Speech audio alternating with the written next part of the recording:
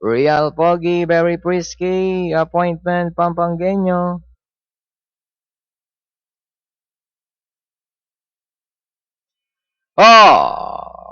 This is out of Silver Screen pass to begin running by the Nurture Nature in the middle. Pampangueño rushing up now. Miss Dainty together with the Real Pogi Tabing Ilog appointment and Camrys racing in last. Nurture Nature, Pampangueño the outside. Silver Screen, Miss Dainty now racing in fourth and in fifth appointment Tabing Ilog, Real Pogi and Camrys still racing in last. And that's still Nurture Nature by Alalang Pampangueño. Silver Screen.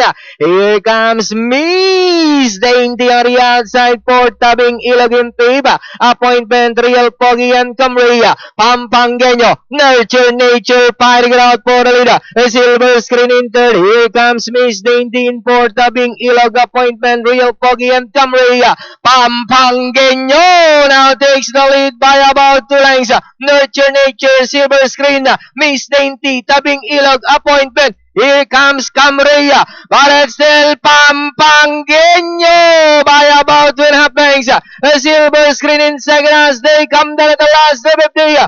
Pampangueño, Tabing Ilog, Nurture Nature, Silver Screen, Camry in the middle portion, but it's still Pampangueño over Camry. Entering the finish line, Jackie Kelvin. Betty Abobo on Pampangueño. Camry, appointment, then comes Tabing Ilog, Real Pogi, Nurture Nature, Miss Dainty, and Silver Screen.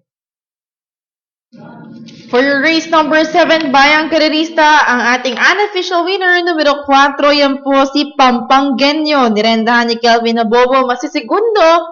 Numero 3 na si Camry, numero 1, appointment.